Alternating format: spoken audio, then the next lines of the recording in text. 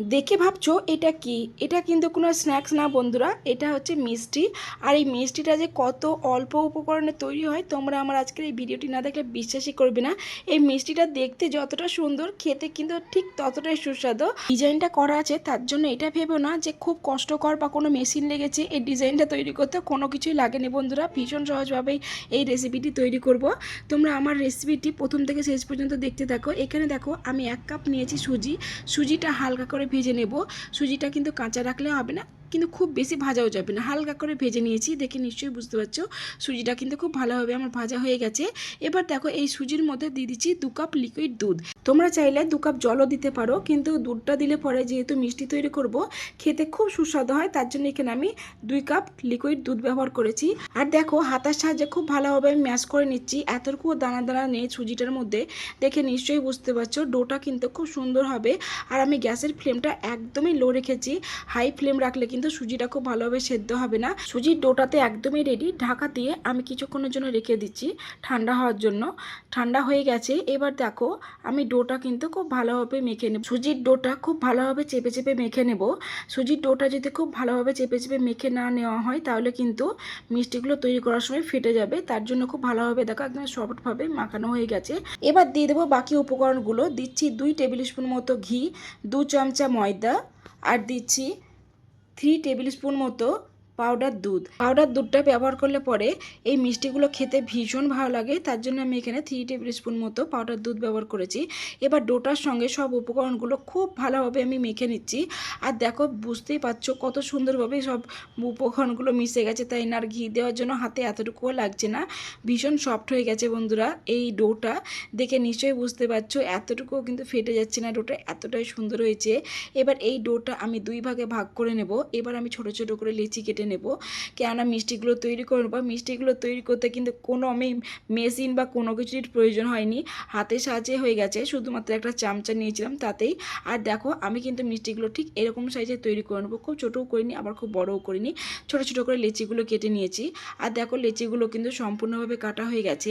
এবার লেচিগুলো খুব ভালোভাবে দেখো গোল করে নিয়েছি। গোল করে নেওয়ার পর হালকা করে আমি একটু লম্বা শেপ দিয়ে দেবো। লম্বা শেপ দিলে পরে দেখতে কিন্তু বেশ ভালো লাগে। আর দেখো লেচিগুলো কিন্তু এতটুকুও ফেটে যাচ্ছে না, একদমই স্মুথ একটা লেচি হয়েছে, তাই না? এবার দেখো একটা চামচার সাহায্যে আমি কিন্তু এরকম লম্বা লম্বা করে দাগ দিয়ে দিচ্ছি। আর দেখো কত সহজে একটা ডিজাইন তৈরি হয়ে যাচ্ছে বন্ধুরা। চারিদিকটা দেখো দেখতে কি সুন্দর লাগছে, তাই না? আর কত সহজে ডিজাইনটা তৈরি হয়ে গেছে। মিষ্টির সাইজটা দেখো বন্ধুরা কি সুন্দর লাগছে না? ফুলে কিন্তু অনেকটাই বড় হয়ে যাবে আরও। আর দেখো সবগুলো কিন্তু একইভাবে আমার মিষ্টির ডিজাইনগুলো দেওয়া হয়ে গেছে। এই মিষ্টিগুলো কত অল্প সময়ে তৈরি হলো তোমরা দেখলে, আর কত অল্প উপকরণে।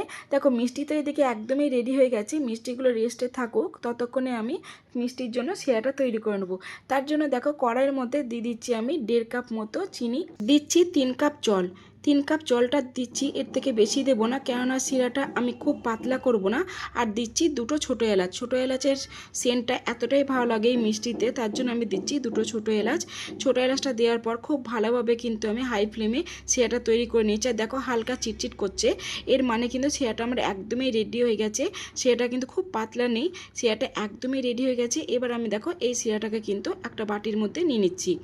বাটির মধ্যে থাক শিরাটা রাখা, আগে থেকে তৈরি করে রেখে দিয়েছি। বাটির মধ্যে শিরাটা থাকুক, ততক্ষণ আমি মিষ্টিগুলো ভেজে নেব। এখানে দেখো তেলটা আমি আগে থেকে গরম করতে দিয়েছি। তেলটা একদমই লো ফ্লেমে রেখেছি, তার কারণ মিষ্টিগুলো কিন্তু হাই ফ্লেমে দিলে পরে ফুলবে না, তার জন্য লো ফ্লেমে আমি মিষ্টিগুলো ভেজে নেব।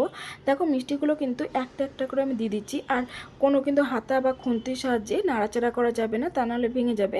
দেখতেই পাচ্ছ কড়াইটা কিন্তু আমি হালকা হালকা করে নেড়ে নিচ্ছি। আর এরকম করে কিন্তু চারিপাশটা দেখো খুব ভালোভাবেই লাল হয়ে গেছে। এতটুকু আমি হাত দিইনি, মানে কাঁচা থাকা অবস্থায় কিন্তু একদমই খুন্তি বা কোনো হাতা দেওয়া যাবে না। দেখো শক্ত হয়ে গেছে। এবার আমি খুন্তি দিয়ে খুব ভালোভাবে নাড়াচাড়া করে নিয়েছি। আর কালারটা দেখো বন্ধুরা কতটা সুন্দর কালার এসেছে, তাই না? কি সুন্দর একটা অরেঞ্জ কালার চলে এসেছে বন্ধুরা, দেখতে কি দারুণ লাগছে, তাই না? এবার আমি তুলে নিচ্ছি। আর মিষ্টিগুলোর ডিজাইন দেখো বন্ধুরা কি সুন্দর লাগছে দেখতে, একদমই পটলের মতো ডিজাইন লাগছে প্রথমত। আর কালারটার জন্য বন্ধুরা দারুণ লাগছে, দেখো কালারটা কতটা সুন্দর হয়েছে। এর থেকে বেশি ভাজলে কিন্তু ব্ল্যাক কালার হয়ে যেত, তো ভালো লাগতো না দেখতে, তার জন্য আমি এরকম অবস্থায় তুলে নিয়েছি। আর দেখো শিরার মধ্যে দিয়ে দিচ্ছি। চামচার সাহায্যে মিষ্টিগুলো কিন্তু শিরার সঙ্গে খুব ভালোভাবে মিশিয়ে নিচ্ছি। আর শিরাটা দেখো কতটা সুন্দর লাগছে দেখতে কালারটা। আর দেখো দেখো মিষ্টিগুলো কিন্তু অনেকটাই ডুবে গেছে। এবার পরপর আমি সব মিষ্টিগুলো ভেজে কিন্তু এই শিরাটার মধ্যে দিয়ে দিচ্ছি।